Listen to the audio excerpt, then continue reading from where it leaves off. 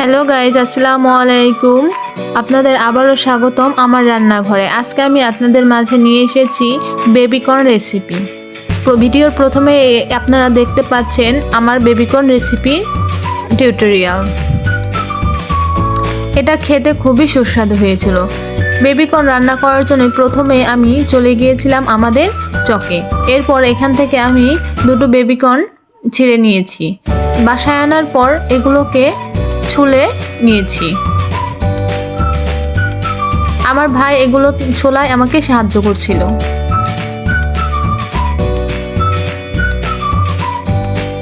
এভাবে আমি দুটো বেবিকর্নকে ছুলে নিয়েছি।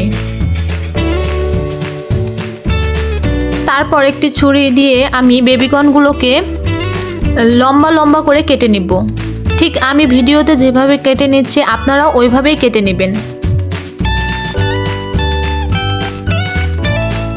এভাবে আমি দুটোকেই কেটে নিয়েছি। তারপর আমি একটি বাটিতে শুকনো মরিচ ভিজিয়ে রেখেছি। এটা ভিজতে ভিজতে এখানে আমরা অন্য কাজগুলো করে নেব। আমি এই রেসিপির জন্য নিয়ে নিয়েছি একটি পেঁয়াজ। এটাকে আমি ছুলে তারপর 4 ফালা করে কেটে নেব।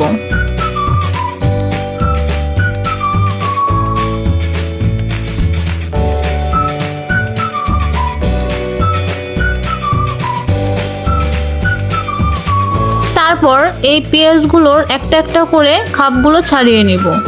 আমার পেঁয়াজটা একটু বেশি বড় ছিল, এই জন্য আমি ছুরি দিয়ে এর ভিতর থেকে আরেকটা খণ্ড করে নিচ্ছি।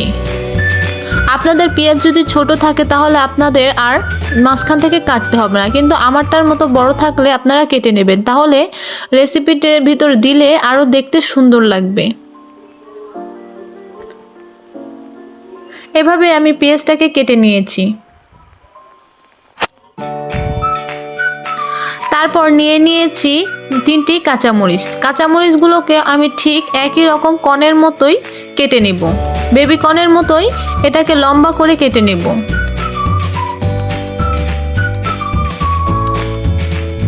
কেটে নেওয়া হয়ে গেলে আমি এখানে 2টি আলু নিয়ে নিয়েছি।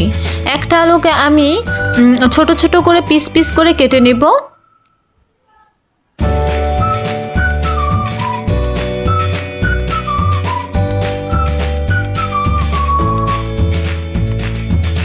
আরেকটা আলুকে আমি লম্বা করে কেটে নেব, যেভাবে আমরা আলু ফ্রাই করি ঠিক ওইভাবেই লম্বা লম্বা করে কেটে নেব। এখানে আপনারা আরও অনেক কিছু ব্যবহার করতে পারেন। এখানে আপনারা মাশরুম ব্যবহার করতে পারেন। এরপর দিয়ে নিতে পারেন আপনারা ক্যাপসিকাম। যেহেতু এগুলো আমার কাছে ছিল না তাই আমি আর এগুলো ব্যবহার করিনি। এরপর আমি একটি বাটিতে বেবিকর্নগুলো উঠিয়ে নিচ্ছি। এখন এগুলোকে মাখাবো। সেই শুকনো মরিচগুলো ভিজিয়ে রেখেছিলাম সেইগুলো আমি ব্লেন্ডার করে 1 চামচ দিয়ে নিয়েছি। এরপরে দিয়ে নিয়েছি জাফরান লঙ্কা, যাতে কালারটা সুন্দর আসে। এরপর দিয়ে নিয়েছি আদা রসুনের পেস্ট। তারপর দিয়ে নিব স্বাদমতো নুন। এইবার এই উপকরণগুলোকে সুন্দর করে মিক্স করে নেব। মিক্সড করা হয়ে গেলে এর মধ্যে দিয়ে দেব একটু কর্নফ্লাওয়ার দিয়ে এটাকে সুন্দর করে মাখিয়ে নেব। আলতো হাতে মাখাতে হবে। এরপর আমি কর্নগুলো উঠিয়ে নিয়েছি। এরপর আমি আলুগুলোকে মাখিয়ে নেব। এর মধ্যে আমি দিয়ে দিয়েছি শুকনো মরিচের গুঁড়ো, দিয়ে নিয়েছি স্বাদমতো নুন। এবার এগুলোকে মাখিয়ে নেব আর দিয়ে নিয়েছি একটু কর্নফ্লাওয়ার। এরপর মাখানো হয়ে গেলে আমি ফ্রাই প্যানে তেল দিয়ে গরম করে নেব। এরপর আমি বেবিকর্নগুলোকে তেলের উপর দিয়ে ভাজা ভাজা করে নেব। আপনারা উল্টে পাল্টে এটাকে একটু কড়া করে ভাজা করে নেবেন। এগুলো ভাজা হয়ে গেলে একটি বাটিতে উঠিয়ে নেবেন। তারপরে ওই ফ্রাই প্যানে দিয়ে নেবেন কেটে রাখা আলু। আমি আলুগুলোকে দিয়ে সুন্দর করে ফ্রাই করে নেব।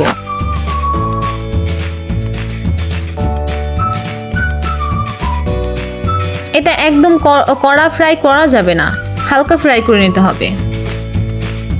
ফ্রাই করা হয়ে গেলে আমি এগুলোকে বাটিতে উঠিয়ে নেব। এরপর আমি ফ্রাই প্যানের মধ্যে আরেকটু তেল দিয়ে আদা আর রসুনের পেস্ট দিয়ে দিব। এগুলোকে ভাজা ভাজা করে নেব। তার মধ্যে দিয়ে দিব একটু শুকনা মরিচের গুঁড়া। এগুলোকে ভাজা ভাজা করে নিতে হবে। তারপর সেই ভাজা আলুগুলোকে দিয়ে মিক্সড করে নেব। মাখানো হয়ে গেলে আমি ভেজে রাখা কর্নগুলোকেও দিয়ে দেব। এখন সবগুলো উপকরণকে আমি একসাথে মাখিয়ে নেব। এর মধ্যে আপনারা একটু টমেটো সসও দিয়ে নেবেন, তাহলে খেতে আরও বেশি সুস্বাদু হবে।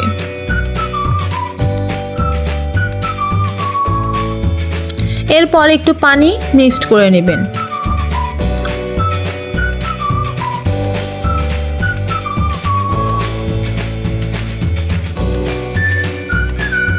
পানি দেওয়া হয়ে গেলে পানি দিয়ে কিছুক্ষণ অপেক্ষা করে এর মধ্যে কেটে রাখা পেঁয়াজগুলো দিয়ে দিবেন।